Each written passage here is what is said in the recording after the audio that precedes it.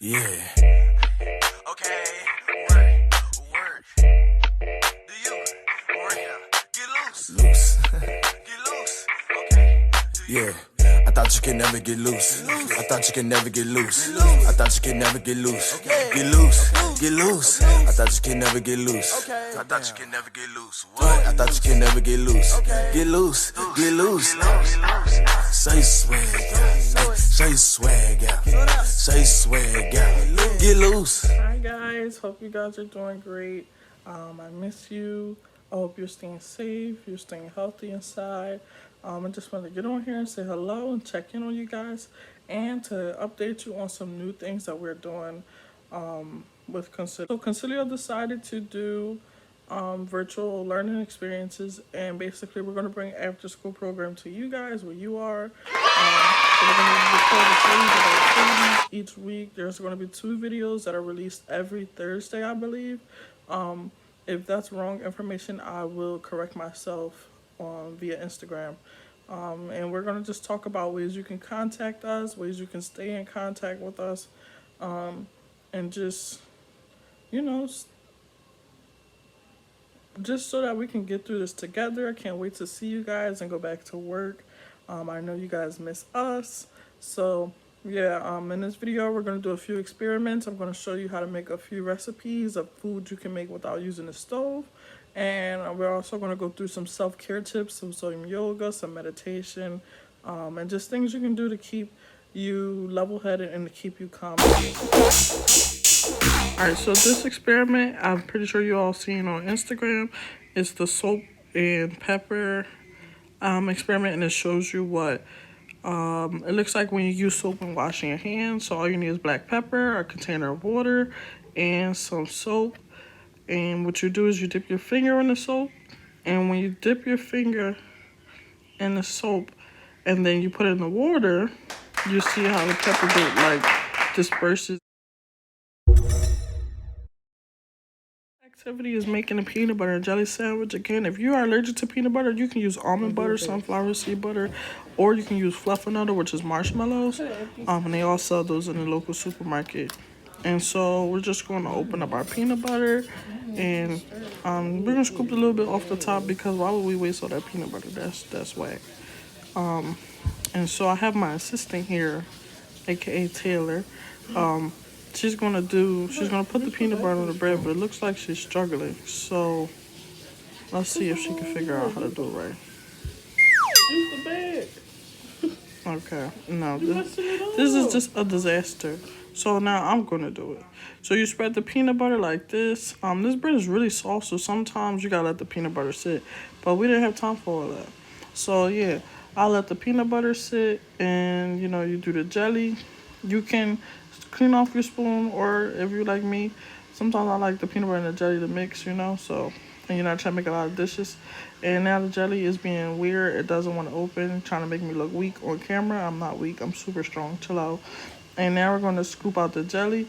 And of course, I missed the bread and dropped the jelly on a plate because I don't know what I'm doing.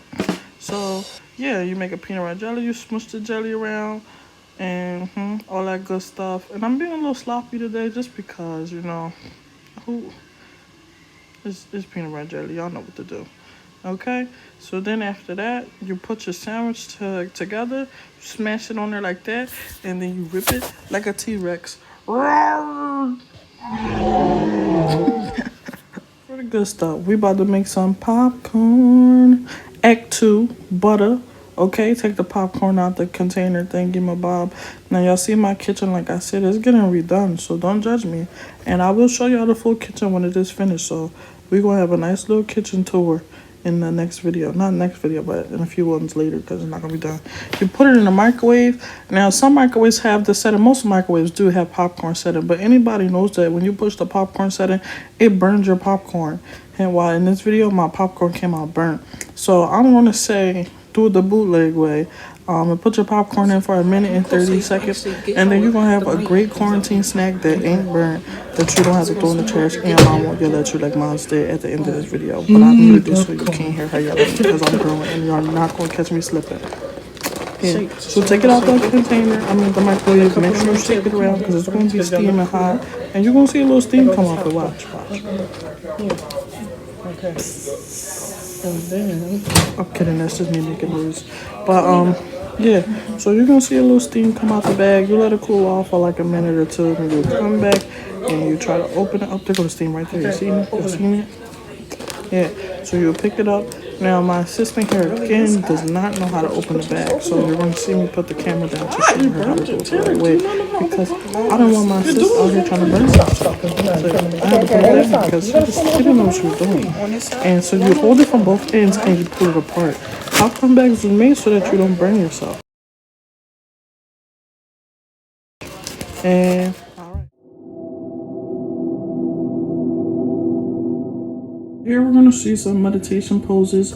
Meditation is very beneficial during this quarantine. It keeps you sane, meaning like relaxed and not crazy, and it'll help you. This position right here is called the dead body. The one you see before was called the and then this one is called like I'm crying, but I'm not really crying because I'm laughing. You know? So yeah, here y'all go with the little meditation, and that's it.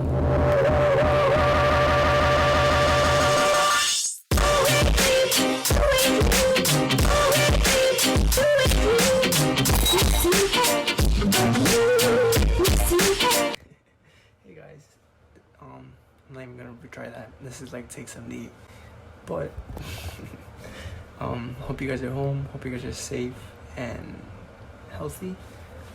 Hope you guys have found the quarantine orders and staying home, not going out if you don't have to. If you do have to go out, wear a mask, stay 6 feet apart, wash your hands. I know it's boring being home. There's nothing to do besides like watch movies, eat, sleep. There's really nothing, but hope these videos we're gonna post for you guys entertain you guys. Hope you guys like them. Hope they make you laugh, and hopefully you at least watch them, because maybe you'll learn something, or you never know. But you know, just stay home, stay safe, stay healthy, and stay positive, guys. We're gonna get through this. I miss you guys, and I hope to see you guys soon. December 2019, the Chinese authorities notified the world that a virus was spreading through their communities. In the following months, it spread to other countries, with cases doubling within days. This virus is the severe acute respiratory syndrome-related coronavirus 2 that causes the disease called COVID-19 and that everyone simply calls coronavirus. What actually happens when it infects a human, and what should we all do?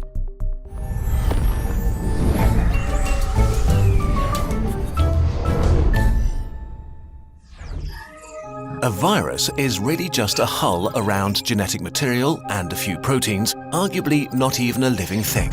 It can only make more of itself by entering a living cell. Corona may spread via surfaces, but it's still uncertain how long it can survive on them. Its main way of spreading seems to be droplet infection, when people cough, or if you touch someone who's ill and then your face, say rubbing your eyes or nose. The virus starts its journey here and then hitches a ride as a stowaway deeper into the body.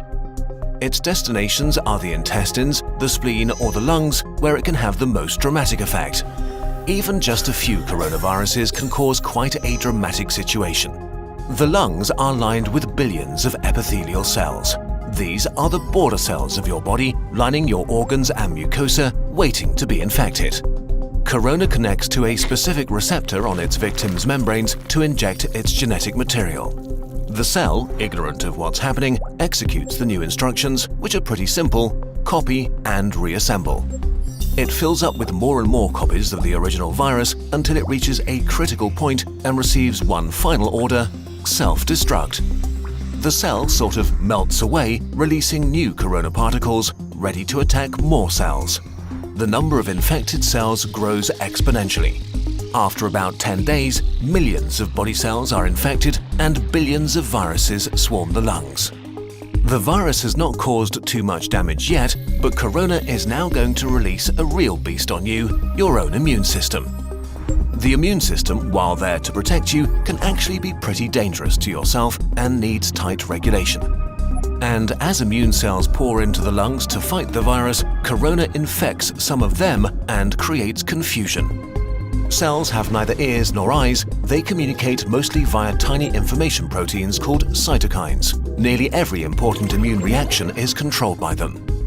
Corona causes infected immune cells to overreact and yell bloody murder.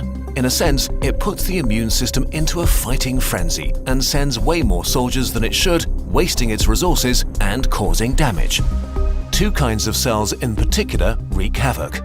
First, neutrophils, which are great at killing stuff, including ourselves. As they arrive in their thousands, they start pumping out enzymes that destroy as many friends as enemies. The other important type of cells that go into a frenzy are killer T cells, which usually order infected cells to commit controlled suicide. Confused as they are, they start ordering healthy cells to kill themselves too. The more and more immune cells arrive, the more damage they do, and the more healthy lung tissue they kill. This might get so bad that it can cause permanent, irreversible damage that leads to lifelong disabilities. In most cases, the immune system slowly regains control. It kills the infected cells, intercepts the viruses trying to infect new ones, and cleans up the battlefield. Recovery begins. The majority of people infected by corona will get through it with relatively mild symptoms. But many cases become severe or even critical. We don't know the percentage because not all cases have been identified, but it's safe to say that there is a lot more than with the flu. In more severe cases, millions of epithelial cells have died, and with them, the lung's protective lining is gone. That means that the alveoli, tiny air sacs via which breathing occurs, can be infected by bacteria that aren't usually a big problem. Patients get pneumonia, respiration becomes hard or even fails, and patients need ventilators to survive. The immune system has fought at full capacity for weeks and made millions of antiviral weapons. And as thousands of bacteria rapidly multiply, it is overwhelmed. They enter the blood and overrun the body. If this happens, death is very likely. The coronavirus is often compared to the flu, but actually, it's much more dangerous. While the exact death rate is hard to pin down during an ongoing pandemic, we know for sure that it's much more contagious and spreads faster than the flu. There are two futures for a pandemic like corona: fast and slow. Which future we will see depends on how we all react to it in the early days of the outbreak. A fast pandemic will be horrible and cost many lives. A slow pandemic will not be remembered by the history books. The worst-case scenario for a fast pandemic begins with a very rapid rate of infection because there are no countermeasures in place to slow it down. Why is this so bad? In a fast pandemic, many people get sick at the same time. If the numbers get too large, healthcare systems become unable to handle it. There aren't enough resources like medical staff or equipment like ventilators left to help everybody. People will die untreated. And as more healthcare workers get sick themselves, the capacity of healthcare systems falls even further. If this becomes the case, then horrible decisions will have to be made about who gets to live and who doesn't. The number of deaths rises significantly in such a scenario. To avoid this, the world, that means all of us, needs to do what it can to turn this into a slow pandemic. A pandemic is slowed down by the right responses, especially in the early phase, so that everyone who gets sick can get treatment and there's no crunch point with overwhelmed hospitals. Since we don't have a vaccine for corona, we have to socially engineer our behavior to act like a social vaccine. This simply means two things: not getting infected and not infecting others. Although it sounds trivial, the very best thing you can do is to wash your hands. Soap is actually a powerful tool. The coronavirus is encased in what is basically a layer of fat. Soap breaks that fat apart and leaves it unable to infect you. It also makes your hands slippery, and with the mechanical motions of washing, viruses are ripped away. To do it properly, wash your hands as if you've just cut up some jalapenos and want to put in your contacts next. The next thing is social distancing, which is not a nice experience, but a nice thing to do. This means no hugging, no handshakes. If you can stay at home to protect those who need to be out for society to function, from doctors to cashiers or police officers. You depend on all of them. They all depend on you to not get sick. On a larger level, there are quarantines, which can mean different things, from travel restrictions or actual orders to stay at home. Quarantines are not great to experience and certainly not popular, but they buy us and especially the researchers working on medication and vaccination crucial time. So if you are put under quarantine, you should understand why and respect it. None of this is fun, but looking at the big picture, it is a really small price to pay. The question of how pandemics end depends on how they start. If they start fast with a steep slope, they end badly. If they start slow with a not-so-steep slope, they end okayish. And in this day and age, it really is in all of our hands, literally and figuratively. A huge thanks to the experts who helped us on short notice with this video, especially Our World in Data, the online publication for research and data on the world's largest problems and how to make progress solving them. Check out their site. It also includes a constantly updated page on the corona pandemic.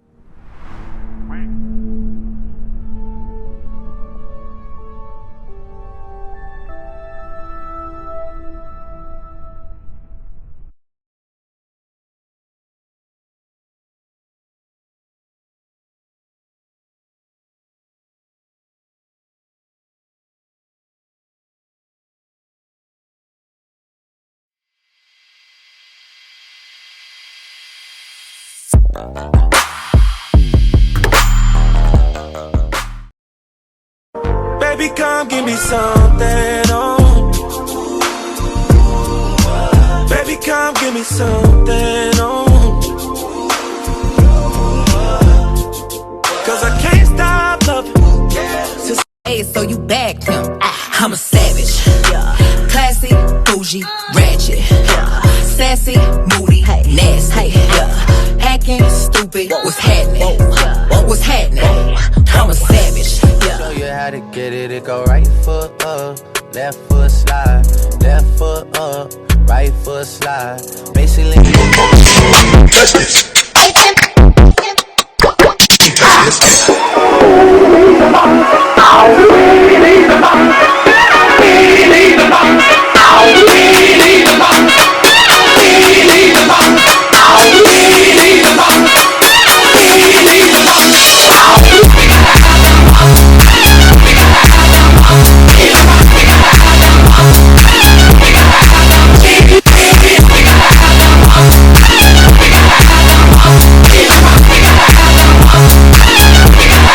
Yeah, baby.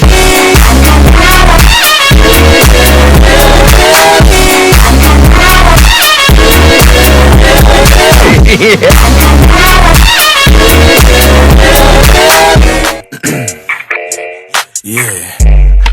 okay. Word. Do you? Get loose. Get loose. Okay. Yeah. I thought you could never get loose. I thought you could never get loose. I thought you could never get loose. Get loose. Get loose. I thought you could never get loose. I thought you could never get loose. I thought you could never get loose. Get loose. Get loose. Say swag out. Say swag out. Say swag out.